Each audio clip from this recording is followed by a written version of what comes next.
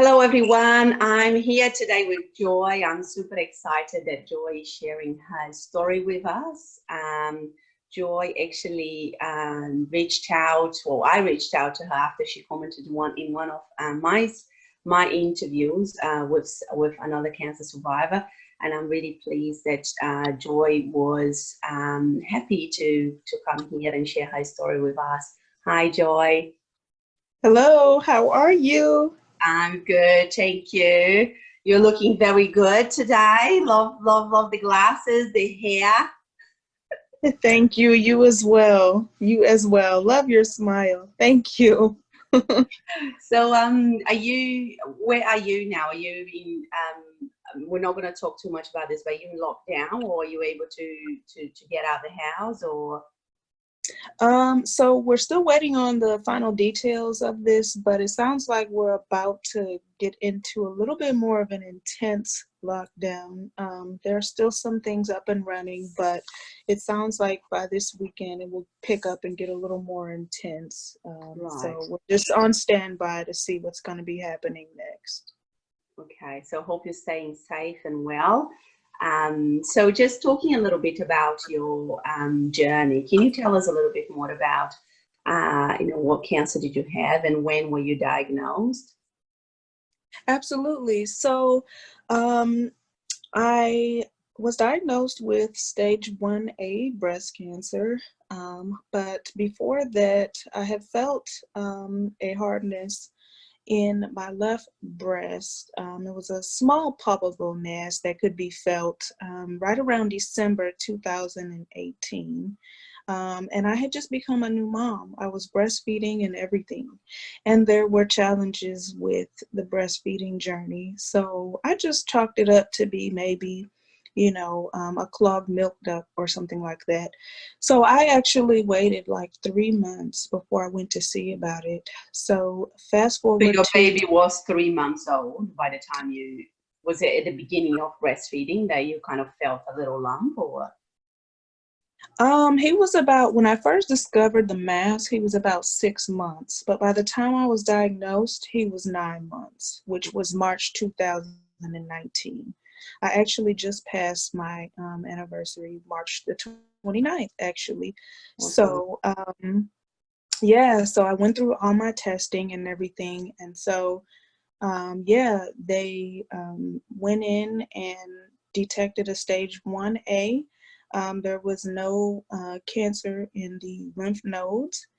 So, So they did a biopsy, a mammogram, and then a biopsy? we did the biopsy first, and then a few days later came the diagnosis, and then the mammogram and all of the other tests to follow to get the clinical staging. So were you feeling pain on this lump, or was it just like a lump, or, that you kind of felt yourself, or were you feeling any pain at all, or?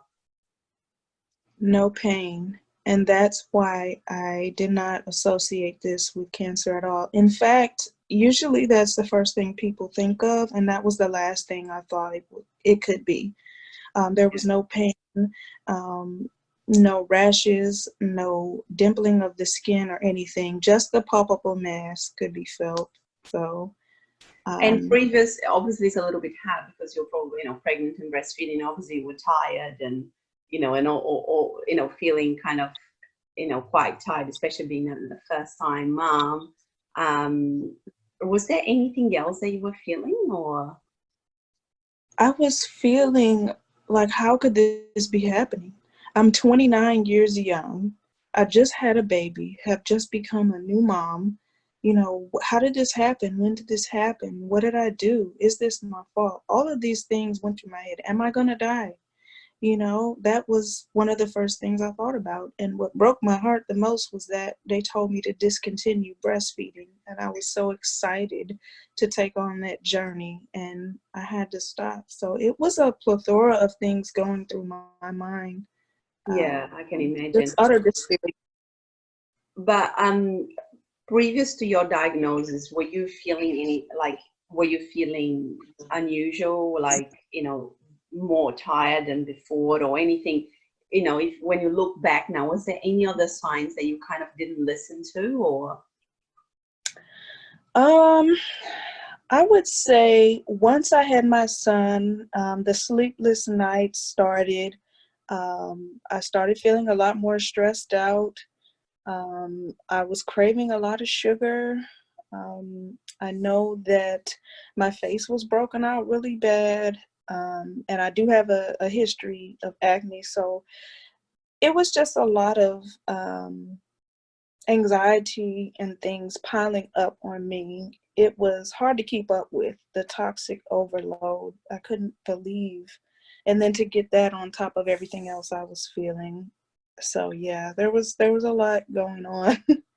But just Mental. kind of little signs that your body was giving to you, but nothing like, you know, major. You know, you didn't feel, you know, unwell in any other way other than obviously spotting the lump and Correct. feeling tired as well from being. Right. Just new mom syndrome is all. I know the feeling. And any family history, breast cancer family history, or?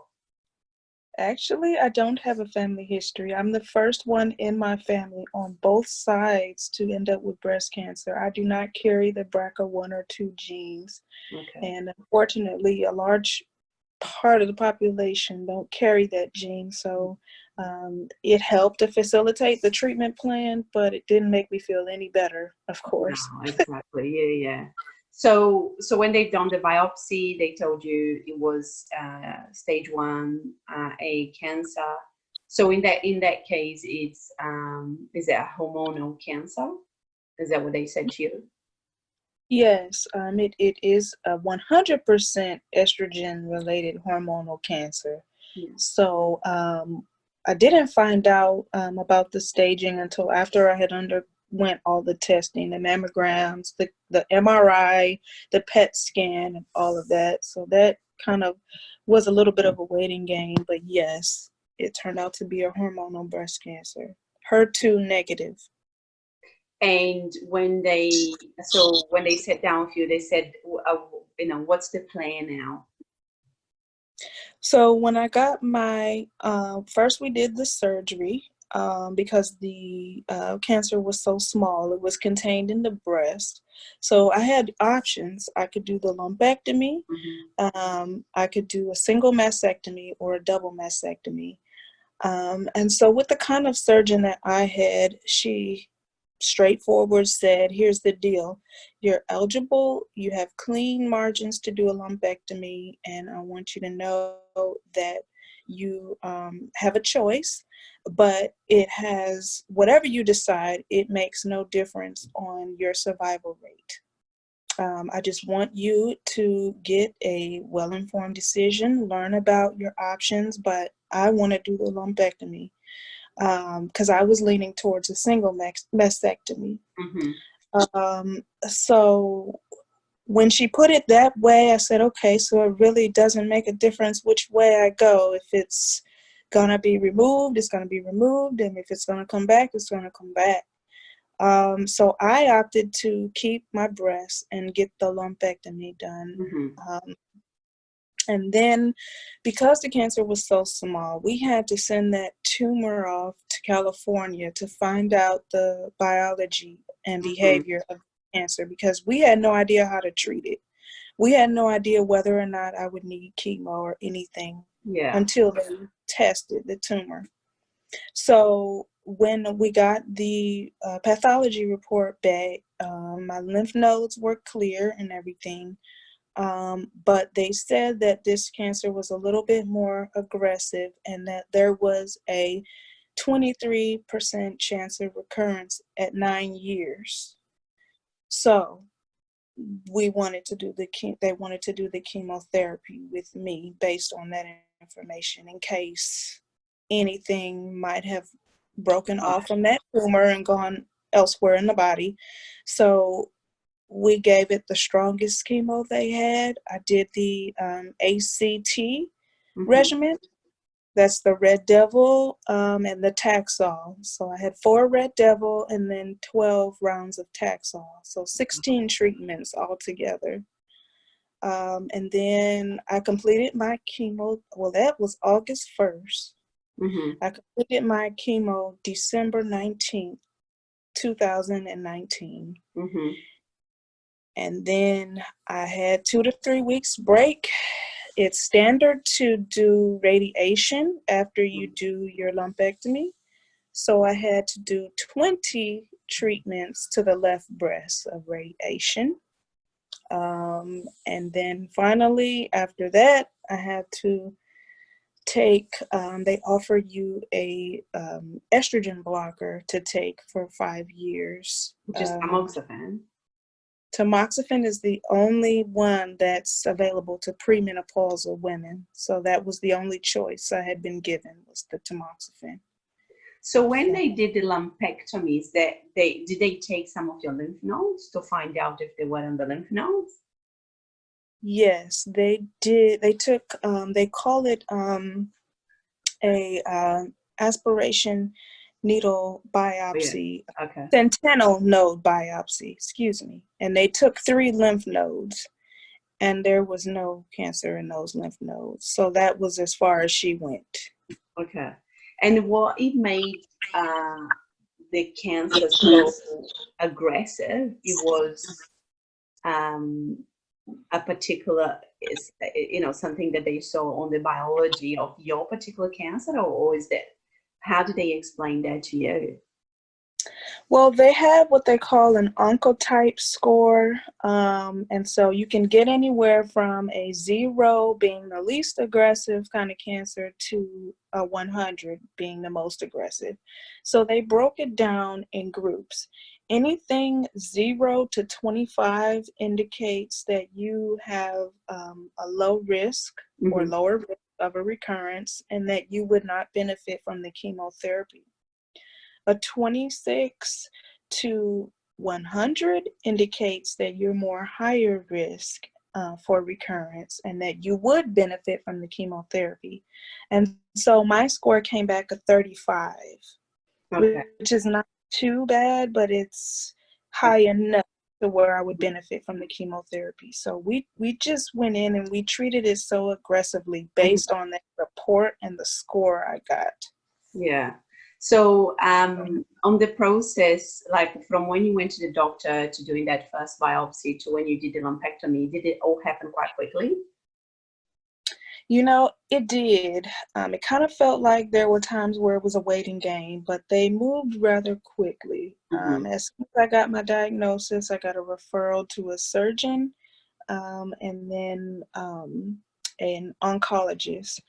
But me being the rebel that I am, I wanted to get a second opinion. I wanted to make sure this is what was happening. I did not jump in with both feet. I wanted to make well-informed decisions and make sure I trusted my team. Yeah. So, but yeah, it moved rather quickly with the testing. And then after, what was the recovery like of your lumpectomy? It was short and sweet. It was about 2 weeks. Okay. With a single mastectomy, you're like 4 to 6 weeks with that. So I did a full recovery of 4 weeks, but I was feeling good like after the 3rd day. So 2 weeks, I was lifting my son again and everything, just because I'm like taking this on. But and did they give you medication to stop the milk to come down? How did you the whole stop breastfeeding process was? That was very painful. They didn't give me anything to stop lactating. I just kind of stopped and discontinued the breastfeeding, and the milk dried up on its own. It didn't take very long because I was having issues lactating to begin with. So over the course of, I say, 2 weeks, it had dried up on its own. Yeah. And then you started your treatment quite quickly after the lumpectomy as well? Well, not exactly. Me being the rebel that I am, I know. there were two things I wanted to do because I'm from the Midwest. I'm from Michigan, Chicago area, USA, and I had two vacations lined up that summer that I wanted to take to be able to see both sides of my family before I start treatment, because I'm all the way in Georgia and they're So all you're there over. by yourself, so you don't have any family support there? Other than my mother, my son, and my son's dad, no family. Yeah. So I wanted to spend time with these guys before I started, but I didn't wait too long. I only waited a month after I got the news, and then I started. And you were supposed to have chemo every 3 weeks? So for the first 4, the Red Devil, it was dose dense. So I got those first 4 infusions every 2 weeks. And in between those treatments, I got a white blood cell count boosting patch to help boost my white blood cell count, because those strong ones, they're prone to, you'll take a blow in your immune system. So so what was treatment like? I just remember thinking, I know I'm going to get through this, but I'm gonna need some support. I'm gonna need to rely on my faith. I'm gonna have to trust. I'm gonna have to change some things in my life. I'm just going to have to get through this the best way I know how to. No one's going to be able to do it except me. So I had to make a commitment to myself to just do what I needed to do to get through it and get to the other side. But there were days I was just in utter disbelief. I couldn't believe it was happening, but it was short-lived. I had to put my head down and just get through it. What would you say was the hardest thing in your journey, like during treatment? I would say the cold capping was one thing, because once I started the Taxol, that was a weekly infusion, and that medication is known to cause neuropathy. So I was cold capping my hands and feet every week at temps of -30 degrees. And sometimes they got frostbite, but I just remember saying to myself, like, this just cannot be happening. So basically, I don't know how that happens. I had a little bit of that, but not much. I mean, if I went for a walk and it was a bit cold here, but here it's not cold where I live, I would feel a little bit like my fingers would just, like be a bit stiff. But what happened to you? Well, the reason I did the cold capping was to have that not happen to me to begin with. I was trying to alleviate that side effect. So I had to sit through keeping my hands and feet on ice every week to keep my fingers and toes from going numb. And that was hard because I'm like, this is torture. Each infusion was an hour long. So I sat there like that, for an hour getting those infusions done. And that was tough. And then you with your hands and feet on the ice. At the same time, the hospital would provide that to you. We actually provided it. The hospitals here don't offer that. Some do, but not the infusion center I went to. So we were buying dry ice and bags of ice every week, putting footies and mittens on ice. And we had a probe and everything, and we were testing it to make sure it was cold enough. And just before I got that, after the Benadryl and just before I got the Taxol, we would get me suited and booted, and it was just, mentally, it was just so hard. So basically, the science behind is that putting your fingers under and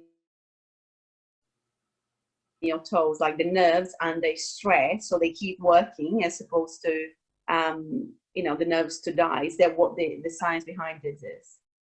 the cold caffeine. Well, it's pretty much cutting that circulation off at that point, so that there's no blood flow to the tips of the finger and the Oh, tips of okay, the the completely different. Okay, wow. yeah. So because So if I you got, weren't you actually got frostbites. sometimes I did, yeah, it was so cold. It probably didn't need to be that cold because we ended up adjusting the temperature as the weeks went on. Yeah, But yeah, wow. And that was hard. I can imagine. Wow. And did you, so you, do you remember how you felt in the exact moment when they told you this is cancer? I just couldn't believe my ears because here you are talking to a 29-year young person, just became a new mom. You know, I figure I'm doing better than most people my age. I'm eating healthy, I'm exercising, I'm doing all the right things. How could this be happening? I just couldn't believe it was happening. No family history. Mm. Um, and so I felt alone at my age, and just, it was way too much to bear, especially considering the lifestyle I led prior to this So would you say diagnosis. you lived a healthy lifestyle? Yes, I would say that. Wow. So were you exercising daily and you were eating healthily? You know, I was actually. But then once I became pregnant, things started to change a little bit, and I was moving, but my eating habits slowly but surely went back to the way they were the years prior before I decided to make all those health changes. Mm-hmm. Um, but it still wasn't to the point where I figured I would end up with cancer. Yeah, yeah, I yeah. figured I had a grip, but you know, apparently, your body is very complex. So you Definitely. weren't as healthy as you thought you were, basically. Definitely. Yeah. Totally resonate with you there.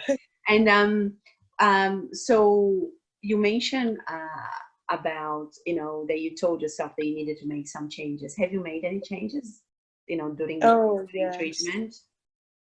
Yes, I made several changes. Actually, upon learning about this diagnosis, the first thing I did was I invested in two books. One was 𝗕𝗢𝗢𝗀𝗄𝗧, and Mm-hmm. the other was The Breast Manual. Dr. 𝗕𝗢𝗢𝗢𝗀, who is the surgeon of Angelina Jolie and Mm-hmm. Sheryl Crow, she Mm-hmm. wrote a book. I read those books and I learned more about the whole foods plant-based diet and its impact on cancer, no matter what kind of cancer you have. Definitely. So I made notes of that, and then I just started juicing and radically changing my diet. And then I started changing the products I was using and putting on my skin because this was a hormonal cancer.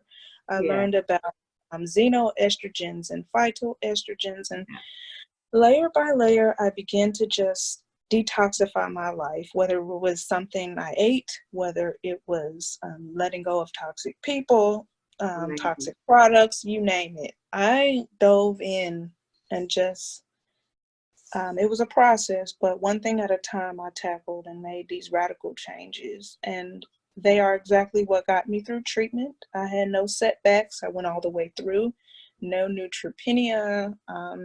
I did get a couple of common colds, but other than that, it was summer, so I stayed in mostly. And then after treatment, I continued my plant-based lifestyle and juicing and all of those things. I now meditate, do yoga, and all of Awesome. these things. Spiritually, I feel so grounded. I found a new church home and reconnected with some church family, and I've done a lot, honestly, and it has gotten me through treatment and beyond. I'm so grateful. That's beautiful. So, um, you know, what would you say that made you make those changes in one of the most challenging times, of your life? It would have been easier just to sit on the couch and, let's face it, right, eat cakes and not do any exercise and not make any changes, right? What do you think it triggered you to make all of those changes? My son. I want to be here for my son. I want to do this for me, but in the past, it's always been about me. And there was yo-yo dieting and all of these things. But now it has to be a permanent change because I want to be around for my son. Knowing what I know now, which is what I didn't know then, Yeah. is what lit fire underneath me. Cancer shows up in your body to send you a message about the way you're living. And it just was a deal breaker for me. If I want to be here for my son, this is what I've got to do. And so conventional treatment has its place, but also you have other choices. And so Yeah, I just said, I got to be here for my baby. that's awesome. And you mentioned, like, you got rid of toxic people. How, how did you go about making changes around the psychological side of things, which is, which ones were the hardest? Was it the physical or the kind of the mental changes? Well, I had to sit back and completely evaluate my life. And I said, who's worth fighting for? Who's going to fight for me, in the end? And so I had to sit back and reevaluate my life. And so in the past, I was kind of a people pleaser, not feeling like I was good enough or any of those things. And I was always going above and beyond to show people how much I care. I wear my heart on my sleeve. My loyalty is through the roof. But now I said, look at me, I want someone who's going to be in my life that causes me to be happy. I don't want to be around people who bring out the stress in me. I want to be around people who bring out the best in me. And so I had to really analyze, with this, I'm just at a point with it where, if it's not making me happy or bringing me joy or peace, it's got to go. And slowly but surely, I went through my social media list. I just kind of deleted people who I felt were taking up space, who weren't really friends, but kind of were inserting themselves in my life. Mm-hmm. The pretenders and all of that. Like I just know how to phase everyone out. And, and that's what I did. I changed my number. This kind of has just given me a bold way to live. Awesome. So boldly. Yeah. Yeah. And So. why do you think you had cancer? I honestly feel like I've had an emotional cancer for years that has been building up and building up and building up, and it manifested in my body, in the breast. But I have always suffered from chronic stress. I've Mm-hmm. worried, been an excessive worrier, things that I can control and things that I can't control. So I wondered how I would do with this because I don't do well with the ability not to control things. And I'm like, now I can't control, so. It is a message you have to learn now. Yeah. Yes, exactly. I completely surrendered. Yeah, But you have to learn fast. yeah, absolutely. So I just feel like it has shown up as a way to, like I said earlier, let me know that the way I was living before cancer was toxic. And, there's a lot of past hurts, hang-ups, and traumas that I need to be free of and let go of. As well as, like I said, people, let go of things that I Yeah. cannot change and stop worrying about them. So I feel like it's just an emotional cancer that caught up to my body is what it Yeah. was. Yeah. And so now, so did you say you finished your treatment in December, right? In 2019? Yeah, I finished the chemo, in December, and then radiation I finished this year, February. Wow, you're looking great. Your skin looks amazing. It looks Thank amazing. you. And just back to a treatment, did you lose your hair? So I got that first infusion, and not long after, I made the decision to go ahead and shave it. Yeah, I did not want to wait for it to fall out on my pillow or in the shower or wherever it chose to fall out at. I just went ahead and took what choice I had left to control and shaved it not long after that first infusion. And so that was in August of 2019. And how did you, was it a hard decision? Was it a hard, challenging experience for you? It was, but you know what? I had my pity party. I stood in front of the mirror. I had a head full of hair, and I had my pity party, and then it was on. Awesome. I had the father of my son come in and help me out. Well, actually, I kind of did it in a process. I had it in a ponytail, and then I clipped it, and then there was kind of a little bit of a smaller fro up there, and then I got my the father of my son to go ahead and buzz it. So I did it in a process because my hair was pretty long. It was shoulder length, so, but I did it. It looks awesome now. Once you do it, I felt that once you get your head around it, it feels quite liberating, right? Like a liberating feeling to do it. Like I said, if it's in your terms, you've controlled it, you've made a decision, and it feels good afterwards. It sure did. I was putting on my big hoop earrings and taking selfies and sending them to my friends like, F cancer. It was very liberating, to say the least. They're like, oh my God, look at your head. You have such a nice shaped head. And exactly. Yeah. And with all the changes that you made, everybody in your house, like presumably your son is already eating food now, and the father of your son, and maybe your mom, if she was helping you and lives with you. Did everybody go kind of accepted that, and they got on board with you, or how did that happen? So at first it was just me, and nobody really understood what was going on. They were just kind of bystanders, but they're like, okay, whatever. She's done this before. Again. Yeah, she's buying up all this stuff. Let us just stand back, let her do her thing. It's gonna be okay. And then my mom started asking questions. Well, what is that? What are you doing?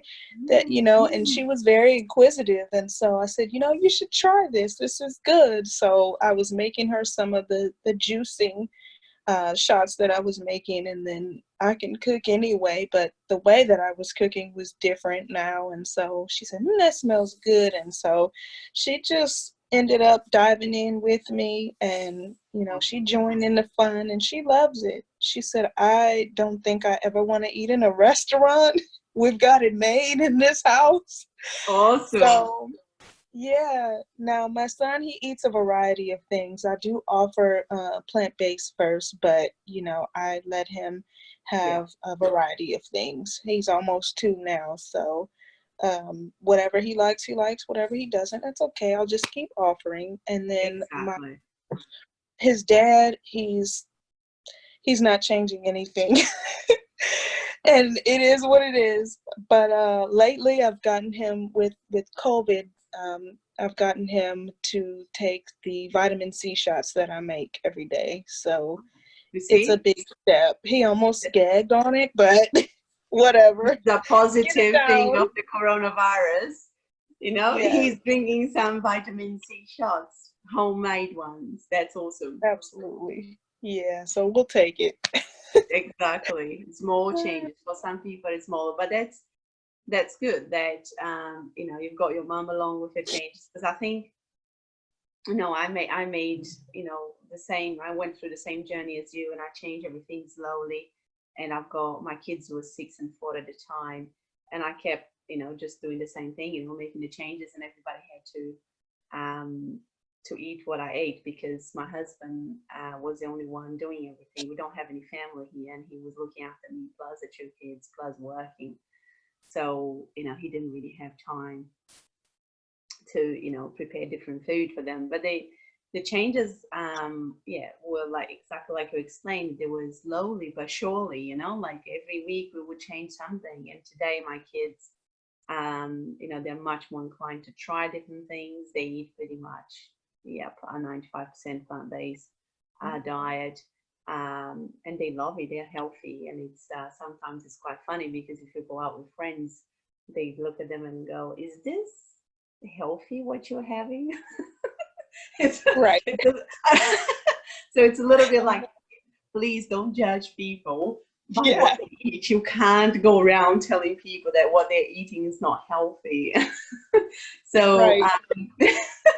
so it's kind of, it's ingraining them now, because we've been in this journey for 2 years now. So which is beautiful, and I'm grateful that they, you know, my husband was on board, and the kids were on board. But some people, I'm still trying to get my husband to do yoga, so, you know, slowly but surely. So Yeah, slowly but surely, break them in. Exactly. But and so, were you working before cancer, or not really, because you were on maternity leave, right? So I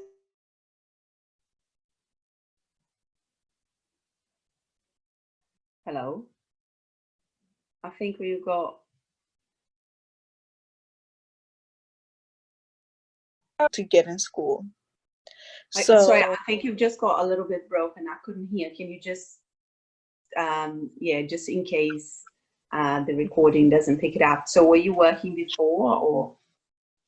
so my last day of work, I was 9 months pregnant. It was June 2018, and we had decided as a family that I would stay home with the baby until we were ready for him to go to school. So if you take June 2018 to March 2019, you know, I wasn't home very long, but I was unemployed, Yeah, you know, yeah, when I okay. found out, when I was diagnosed. So But yeah. what's life like now for you? So we are, well, February, March, a couple of months after radiation, right? Right, right. So the best thing I could have done for myself was found a coach. I got a coach, and I found a naturopath in the area, and so I worked closely with the 2 of them to So the figure coach was out. a cancer coach, or was he just a psychologist, or? Yeah, she's a breast cancer preventionist.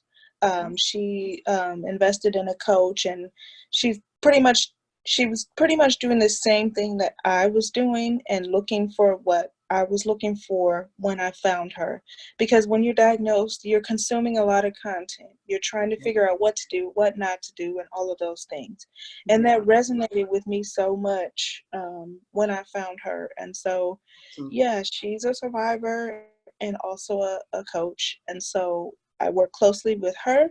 And then I also have a naturopath in my home area where I work closely with the 2 of them to keep figuring out the odds and ends of, because your body is so complex.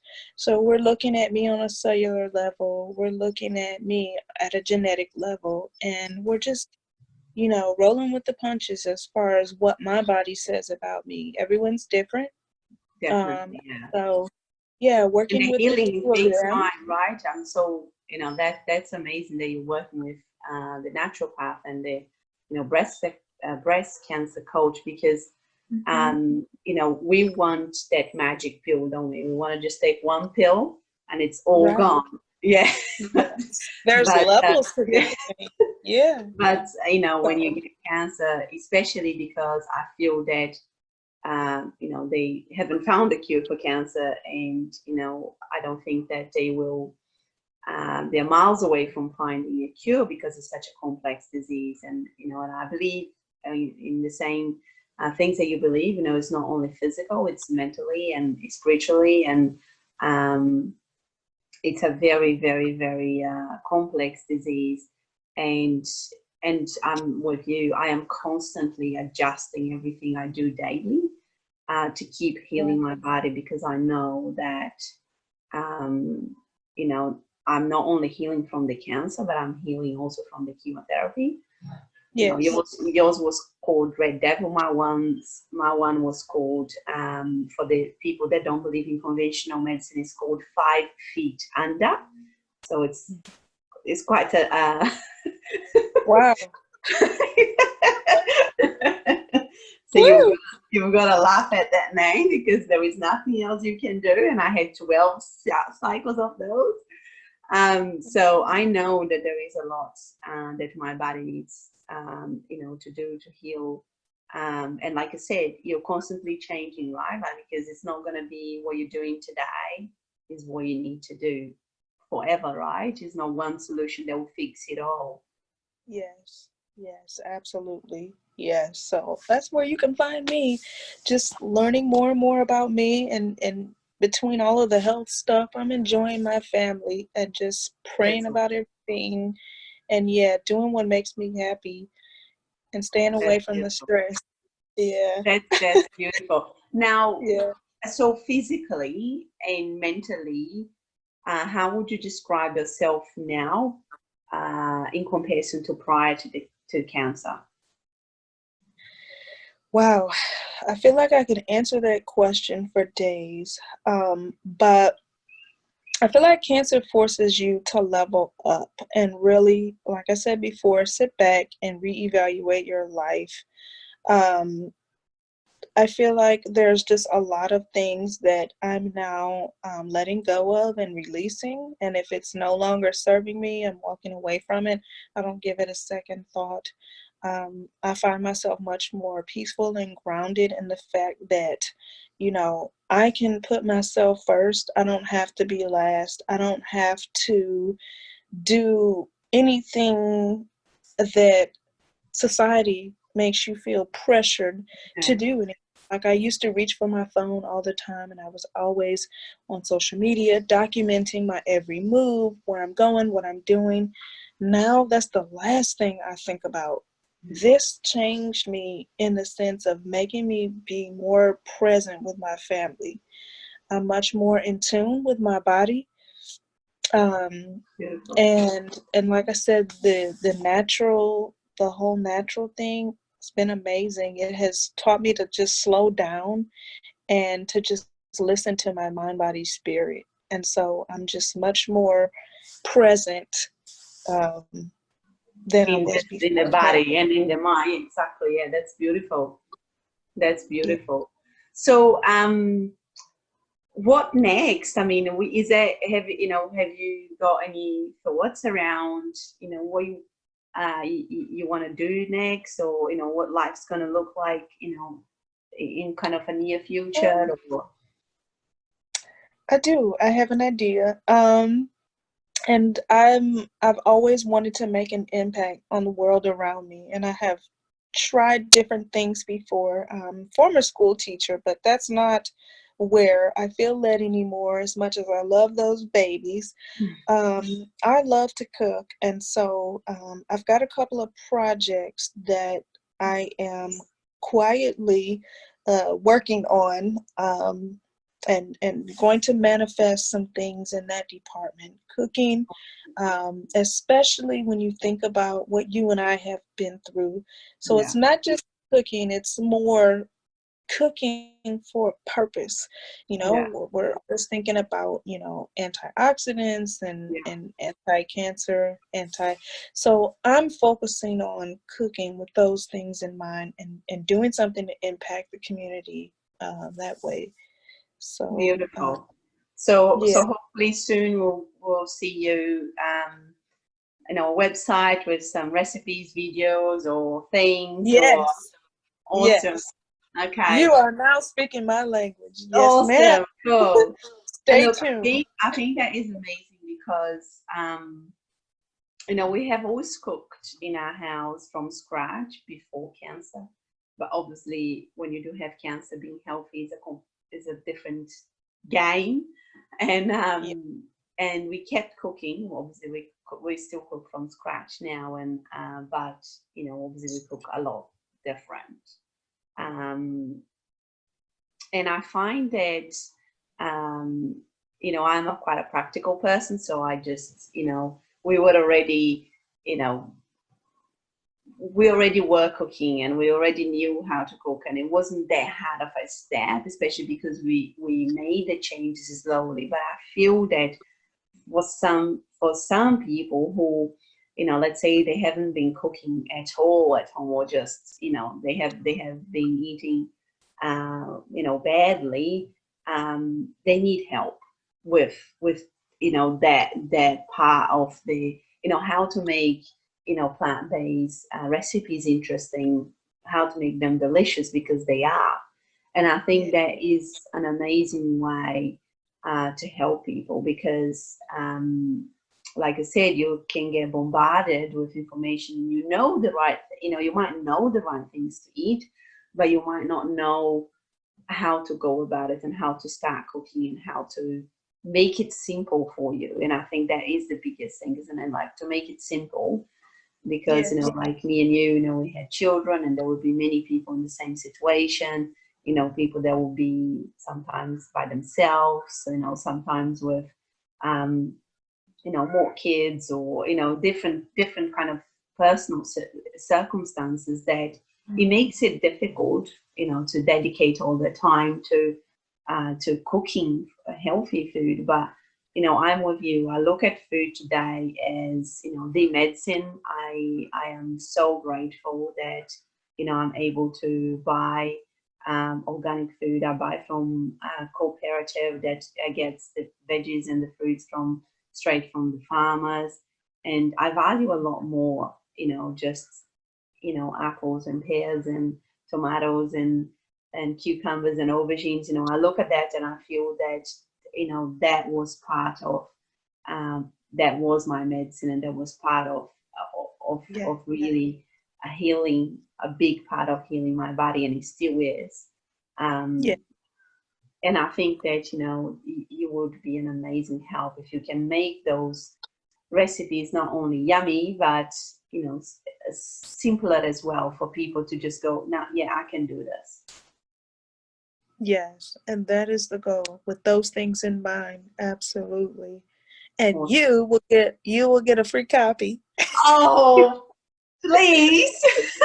Yes. Yes. Well, as soon as we finish this, I'm definitely asking for a recipe. That's for sure.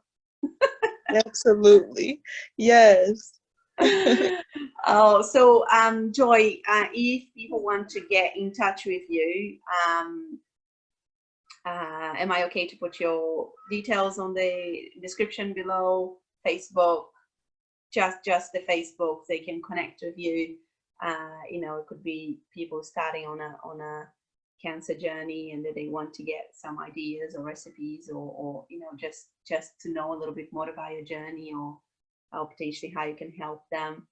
Are you, so yeah, so I'll put your details. Awesome. I'll put your details in the description below. And thank you so much for sharing your story. Very inspirational. You know, I'm so proud of you, and you should be super proud of yourself for having made those changes during, you know, a very challenging time of your life. You know, don't take this lightly, because you know, that was massive, and you've done it, and you can see that, you know, it made a massive difference, because you're glowing, you're looking amazing. And it wasn't because you didn't work hard, it was definitely because you worked hard. Yes. The treatment, definitely. And you know, I hope this will inspire people to make some small changes during their cancer journey, because you know, I think me and you will vouch that that's definitely worth it. Absolutely. And I managed to dodge a lot of the side effects by doing so. Yeah, a lot of them. So it definitely helps. It matters when you think of combining the two. Yes, that worked for me. Yeah, I feel the same. That really worked for me and paid off big time. I finished chemotherapy in November, mid-November, and I had a friend coming to visit me from New Zealand, and we went for a bike ride 2 weeks later, right? And we were like driving on the hills, and I was in front of her, and she's like dying, like trying to keep up with me, and I was like, so what's going on, mate? Wow. Oh my gosh. And she was like, oh my God, I felt like I was coming here to help you, but in actual fact, you helped me. I need to go home and I need to have a chat with my husband and we need to change our lives. And I thought, well, not a bad idea. Wow. Awesome. Well, thank you so much for your time. It was really lovely. Thank you. Thank you so much for, sharing with us your story. And I'll put your details below. And I'll just finalize by saying I'm a wellness and lifestyle coach. I help people with cancer to transform their lives physically, mentally, spiritually, like I did, by making small changes that will compound into massive impact into their health. So if you know anyone that has had cancer, feel free to contact me, or if they need some inspiration, feel free to share this interview because it's, I feel that, this is the kind of a chat that will inspire people that are going through cancer right now, that, they can see a light at the end of the tunnel. They can see that, they can do so much for themselves, and the stuff that they can do, it's only they can do it. The doctors or anybody else outside of that, they can't do it. We are the only ones that can make those changes. So hope everyone's staying safe and healthy, and I will see you soon.